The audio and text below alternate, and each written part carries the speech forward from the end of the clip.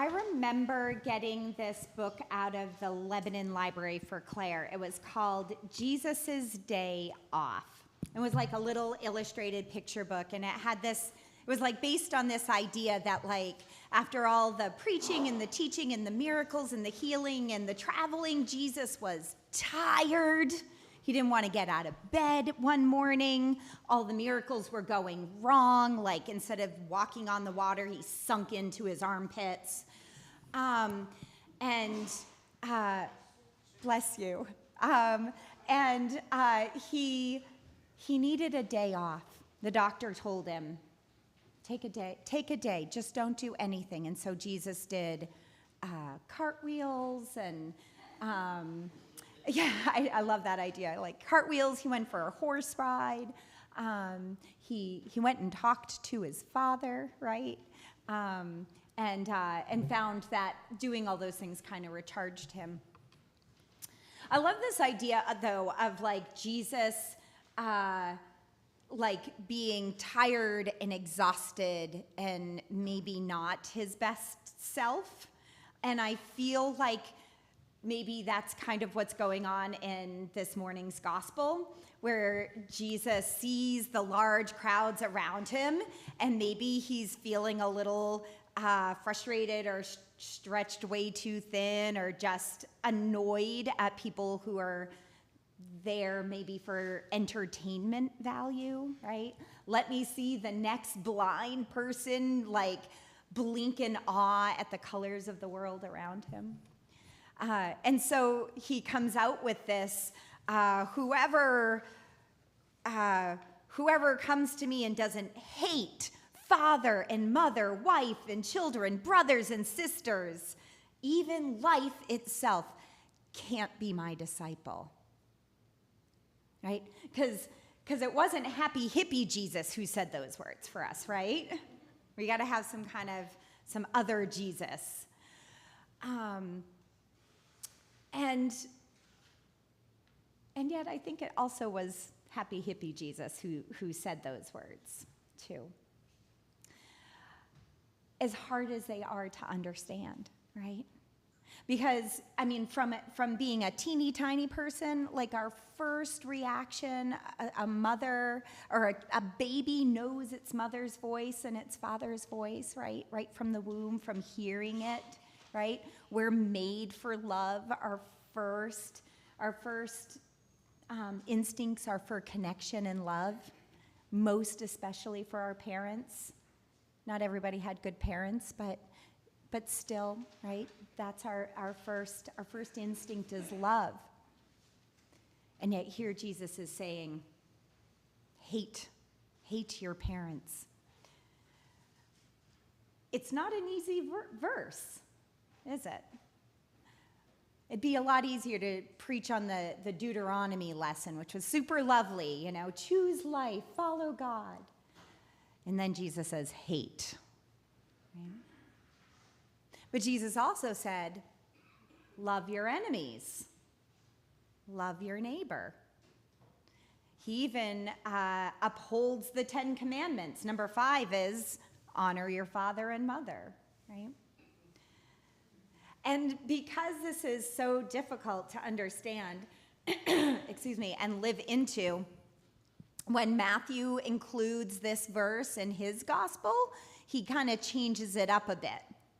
He's like, I think Matthew knew my mom, or my mom knew Matthew. Like, we were never allowed to use the word hate about anything, certainly not about people, right? Matthew, instead of saying hate your father and mother, he says, whoever loves father and mother more than me can't be my disciple, right? But Luke says hate, right? And the Message translates this as, whoever comes to me but refuses to let go of father and mother, wife and children. That's easier to handle, right? Maybe I can let them go for a time, but I can still love them from afar, right? Peter, the disciple, when he followed Jesus, had wife and mother-in-law back home. Hopefully he just let them go and still loved them, right? Although maybe Mrs. Peter thought, I'm kind of annoyed at him. Maybe she had a little moment of hate as he took off. I think it may be important to kind of understand what hate is about too, right? I hate artichokes is different than hating a group of people, hating my parents, right? I hate the Yankees. Very different, right, than hating my mother and father. Right? Hate has a lot of different manifestations, right? We can avoid things that we hate, avoid people that we hate, right? Avoid fostering those relationships. Usually what happens when we do that, though, is that we move further and further into hate rather than away from that and into love, right? I remember back in the 90s, comedian Dennis Leary said, racism isn't born, right? It's taught, right? We're taught to hate. He said, you know what my 2-year-old hates? Naps. End of story, right? And so this is what hate is. It ruins things, right? It ruins relationship. It ruins the world around us. How can Jesus say that we're supposed to hate people to be his disciple? And we have a lot of hate going around the world today. Okay? I think Jesus here is doing the same thing that he does when he says, if your right eye causes you to sin, tear it out, right? If your hand causes you to sin, chop it off. It's hyperbole. Okay? Because I think what Jesus is really trying to get to here is the choice of being a disciple. The choice of being a disciple and following Jesus should be so hard and so difficult and demand so much from us that we almost have to turn away from things that seem natural, right? Natural is loving your parents. Difficult is hating them. Okay? It's sort of he's trying to like flip-flop it for us. And the reason I think this is because of the next 2 little parables where Jesus is saying, you know, when you're doing a major decision in your life, if you're building a skyscraper, you want to make sure you've got the funds for all that skyscraper, right? Or if you're a ruler going off to war. Discipleship is about weighing the costs of things, about doing often the things that are hard, not just the things that are easy. And the lessons from Deuteronomy and the letter to Philemon kind of lift that up as well. You know, Moses in Deuteronomy, these words are from Moses, and he and the children of Israel, after their 40 years of wandering, they're on the precipice of the promised land, right, of entering, but they haven't entered yet. And Moses says, you have a decision. How are you going to live your life in the promised land? If you're going to take your old ways of living and being and doing, the old ways of acting with you into the promised land, it's going to result in death. But if you ground yourself in God's desire for you, it will bring life. And it's up to each of you to choose that, Moses says. Choose life.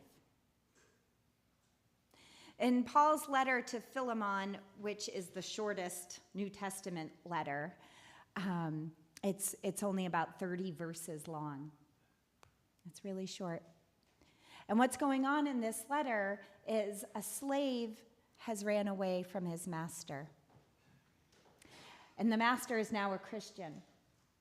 And the slave has gone to Paul. We don't know anything more. We don't know anything about the circumstances, right?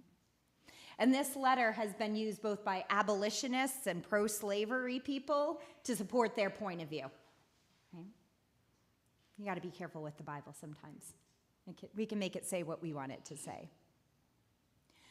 But the thing that Paul is really trying to remind Philemon here, the owner of Onesimus, is that through faith, through baptism, our family allegiances change. Our worldly allegiances need to change. And they need to be just focused on building up the kingdom of God, of taking care of each other, of the relationships that we have between each other. And so Paul does this in a way where he says, Onesimus is my own heart, right? Based on love. And I want you to love what I love, Paul is writing. Because Philemon probably is hating Onesimus right now. He may even be hating Paul, right? And Paul says that Onesimus is my brother, and you are my brother, and therefore you need to be brothers together. You get to choose. Are you going to choose being part of the Christian family and the Christian way of life?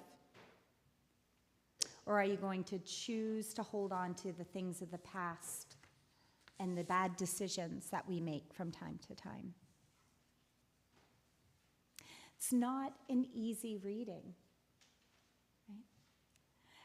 Maybe you were wishing you stayed home in bed on this rainy Sunday and, right, didn't have to hear this. But following Christ is supposed to demand something from us. It's supposed to change us. It's supposed to change the way we live in the world. It's supposed to change the way we own in the world. It's supposed to change our relationship to everything in this world. And that all of our decisions are made through the lens, through a cross-shaped lens. I remember reading a story once about a congregation that was growing really, really fast. And they added an extra service, and it was still growing, and they weren't sure if they needed to build a bigger building or add more services. And one day the pastor climbed up in the pulpit and said, I want everybody to put up your hand if you've been here for longer than a year. And most people, raised their hands. And then the pastor said, okay, put down your hand if you help out with worship on a Sunday. And hands went down. Put down your hand if you help with the food ministry. Put down your hand if you teach at Sunday school or go to the Thursday cafe, or if you participate in men's breakfast. Put down your hand if you help out with Vacation Bible School. Put down your hand if you help with these ministries. He named everything that the church did.